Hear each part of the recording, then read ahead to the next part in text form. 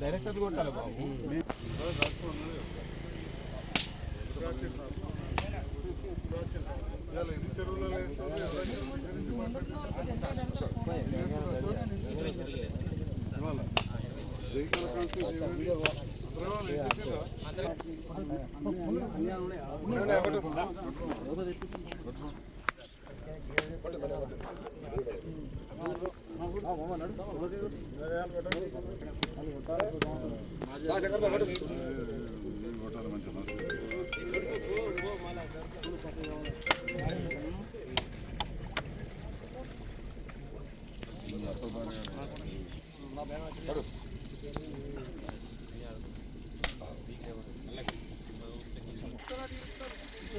Okay sir పట్టుకోండి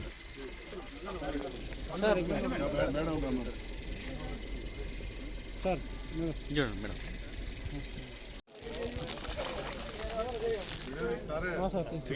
తీసినాం sir నీకే కానిపించాయి మంచి ఏర్పాటు చేస్తావు, నేను ఏర్పాటు చేస్తా. ఇక్కడికి ఏ మనిషి ఎట్లా పోతుంది?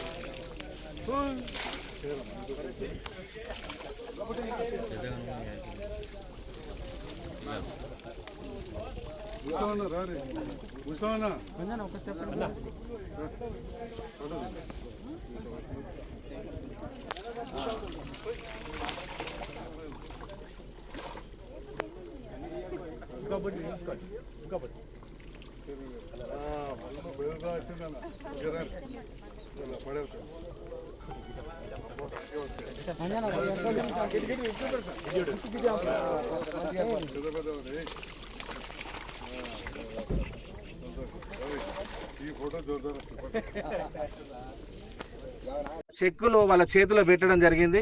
ఇది చాలా హర్షదగ్గ విషయం. ఎందుకంటే ప్రతి విషయం పట్ల నియోజకవర్గంలో ఉన్న ప్రజల పట్ల సంజయ్ అన్న అంకిత భావంతో పనిచేస్తూ అహర్నిశలు కష్టపడుతున్నందుకు చాలా ధన్యవాదాలు. మేము ఈ నియోజకవర్గంలో ఉన్నందుకు చాలా ధన్యవాదాలు తెలియజేసుకుంటాం. ఈరోజు కల్లపల్లి చెరువులో చేపల పంపిణీ సందర్భంలో మమ్మల్ని ఆహ్వానించిన సొసైటీ అధ్యక్షులు అంజయ్య గారికి, సభ్యులందరికీ, పిఎస్సిఎస్ డైరెక్టర్ గంగరామ్ గారికి, గౌరవ చైర్మన్ గారికి, మాజీ చైర్మన్ గారికి, కౌన్సిలర్లకు, సంఘ సభ్యులందరికీ, శంకరన్నకు అందరికీ కూడా పేరు పేరునయ్యా అందరికి కూడా, పాత్రికేయ మిత్రులకు, మత్స్యశాఖ అధికారులకు కూడా హృదయపూర్వక నమస్కారాలు తెలియజేస్తా ఉన్నా. మనందరం కూడా ప్రజాప్రతినిధులం కావచ్చు, దాంతోపాటుగా మాజీ ప్రజాప్రతినిధులైన, సొసైటీ సభ్యులైన, సంఘ సభ్యులు, బాధ్యులు అందరం కూడా ప్రజల కోసం పనిచేసేవాళ్ళు. దాంట్లో భాగంగా ఏ పథకాలు అయితే ఉంటాయో అవి అభివృద్ధి కావచ్చు, సంక్షేమ పథకాలు కావచ్చు, అవి ప్రజలకు అందే విధంగా, ప్రజల డబ్బును ప్రజలకు అందే విధంగా మనం చూడాల్సిన బాధ్యత మన మీద ఉంటుంది. దాంట్లో భాగంగా ఇవాళ కల్లపల్లి చెరువులో కావచ్చు, చెలిగల్ చెరువులో, మోతే చెరువులో, తిప్పనపేట చెరువులో, తక్కలపల్లి చెరువులో, మన నియోజకవర్గంలో ఈ మత్స్య కార్మికులు, మత్స్య పరిశ్రమ మీద జీవనోపాధి పొందే వాళ్ళు చెరువులో చేపలు ఏదైతే వేస్తూ ఉంటారో అందులో ఈ ముఖ్యమైన చెరువులు మిగిలిపోయి ఉండే రకరకాల కారణాలు. మన సంఘ సభ్యులు, మన అధ్యక్షులు అందరూ కూడా వచ్చి నాకు చెప్పగానే డిప్యూటీ డైరెక్టర్ గారితో, డైరెక్టర్ గారితో, ఇక్కడ మన జిల్లా అధికారులతో మాట్లాడి మరి యాప్ క్లోజ్ అయిందంటే కరెక్ట్ కాదు. ఎందుకంటే అది కొంత ఎక్కడో అధికారుల నిర్లక్ష్యం వల్ల జరిగింది తప్ప ప్రభుత్వం నిధులు మంజూరు చేసింది. తప్పకుండా చేయాలనగానే ఈరోజు యాప్ ఓపెన్ చేసి మన జగిత్యాల జిల్లాలో దాదాపు 20 చెరువులు, కల్లపల్లి చెరువు, మోతి చెరువు, ఉపాలపు చెరువు, చలిగల చెరువు, తక్కలపల్లి చెరువులో కూడా ఈరోజు వేస్తున్నందుకు నేను అధికారులకు కూడా హృదయపూర్వక ధన్యవాదాలు తెలియజేస్తాను. ఏ పనైనా కానీ మనం మన నిబద్ధతతో చేయాల్సిన అవసరం ఉంటుంది. ఇంతకుముందే గౌరవ మున్సిపల్ చైర్మన్ గారు, మాజీ చైర్మన్ గారు మేము వెళ్ళాం. అంతకుముందు ఎంపీడీ గారు కూడా వచ్చారు. మీకు ఎదురుగా కనబడుతుంది నంబర్పేట గుట్ట. అక్కడ నగరవనం అని ఒక ప్రాజెక్ట్ తయారు చేస్తున్నాం. ఆ గుట్ట మీద రోడ్ వేయడము, జంగల్ చెడిపోకుండా 120 ఎకరాలకు ఫెన్సింగ్ చేసుడు, పైన వాచ్ టవర్, అక్కడ చెరువు తవ్వడం, ఇవన్నీ కార్యక్రమాలు చేస్తాం. ఇంతకుముందు డిఎఫ్ఓ గారు అన్నారట, రాష్ట్రంలో ఎక్కడ కూడా ఇంత ప్రోగ్రెస్ లేదు, మరి మీ దగ్గరనే ఎందుకు బాగా జరిగింది, వేరే కాడ కాలేదంటే డిఎఫ్ఓ గారు చెప్పారట. మా ఎమ్మెల్యే గారు దీన్ని వెనకాల పడుతున్నారు. ఇది చాలామంది మరి మీరు చూసుకుంటారు.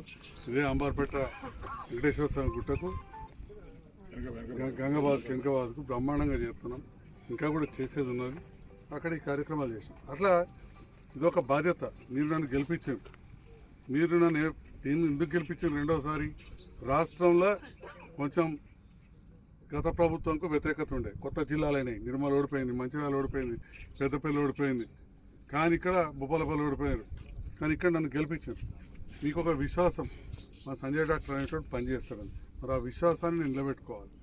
మా తోటి నాయకులు ఉన్నారు, మా కౌన్సిలర్స్ కావచ్చు, ఇప్పుడు సొసైటీ సభ్యులు కావచ్చు, చైర్మన్, వైస్ చైర్మన్, ఎంతోమంది నా విజయంలో మీరు అందరూ కూడా నాకు సహకరించారు. సహకరించిన సందర్భంలో ఈ ప్రభుత్వంతో కలిసి మెలిసి ఉండి రోజు కొట్లాడితే కాదు, కొట్లాడేటప్పుడు కొట్లాడాలి. కానీ ఇంకా 4 ఏళ్ళు ఉన్నది. ప్రజలు ఎన్నుకున్న ప్రభుత్వం ఉన్నది రేవంత్ రెడ్డి గారి నేతృత్వంలో. మరి గత ప్రభుత్వంలో ఉన్న స్కీములు కూడా ఎవ్వీ ఆగద్దు, వాటికి తోడుగా అదనంగా జరగాలి అనే ఆలోచనతోటి గత ప్రభుత్వంలో స్కీములు లైక్ కళ్యాణ లక్ష్మి కావచ్చు, ముఖ్యమంత్రి సాయనిక చెక్కులు కావచ్చు, లేదా చేప పిల్లలు వేసే కార్యక్రమం కావచ్చు, ఇంకా కొత్త పథకాలు ఇట్లాంటివి నేను చెప్పిన నగరం లాంటి అడవుల అభివృద్ధి, దాంతోపాటుగా తమ్ముడు ఇప్పుడు చెప్పినట్టు గల్ఫ్ ప్రాంతంలో మన వాళ్ళు చాలామంది ఉంటారు. దాంట్లో మన గల్ఫ్లో మన మత్స్య పారిశ్రామికులు కూడా ఇక్కడ సరి అయిన ఉపాధి లేక అక్కడ పోయిన వాళ్ళు ఉంటారు. మనకు సొసైటీ ఉంది. ఆ రోజు చెప్పిండ్రు ఇట్లా గల్ఫ్లో బాధితులు ఉన్నారు, వాటన్నిటికి వచ్చేయాలన్నారు. దీనిపైన గత ప్రభుత్వం కూడా చెప్పింది, అనుకున్న స్థాయిలో చేయలేకపోయినాం. ఈ ప్రభుత్వం వచ్చిన తర్వాత గౌరవ ముఖ్యమంత్రి రేవంత్ రెడ్డి గారు ఖచ్చితంగా అక్కడ చనిపోయిన వాళ్ళకి 5 లక్షలు ఇవ్వాలి, చిక్కుకున్న వాళ్ళకు, వివిధ సమస్యలున్న వాళ్ళకు, మోసపోయిన వాళ్ళకు ఎన్ఆర్ఐసీలు ఏర్పాటు చేయాలని చెప్పి సెప్టెంబర్ 17వ తారీఖు నాడు జీవో ఇచ్చాను. జీవో ఇచ్చినట్టు ఇప్పుడు హైదరాబాద్లో ప్రజాభవన్లో ఆఫీస్ ఏర్పడ్డది.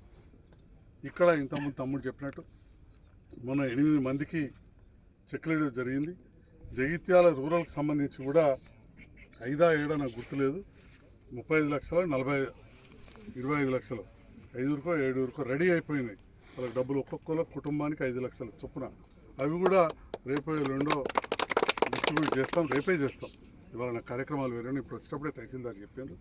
అంటే ఏదైతే గత సంక్షేమ అభివృద్ధి పథకాలను కొనసాగిస్తూ కొత్త ఏవైతే ఉన్నాయో, ఇంటింటికి ఉచిత కరెంటు కావచ్చు, ఉచిత బస్సు కావచ్చు, 1200 రూపాయల సిలిండర్ 500కే ఇచ్చుడు కావచ్చు,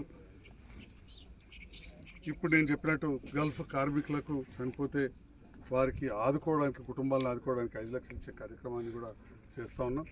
ఇట్లాంటి చేస్తున్న సందర్భంలో మాకు అండగా ఉంటున్న జగిత్యాల నియోజకవర్గ నాయకులకు, ప్రజలకు, ముఖ్యంగా ఈ ప్రాంత మా గంగపుత్ర సంఘ సభ్యులకు, ప్రజాప్రతినిధులకు, అధికారులందరికీ కూడా మా గౌరవ ఎంపీడీఓ గారు కూడా హృదయపూర్వక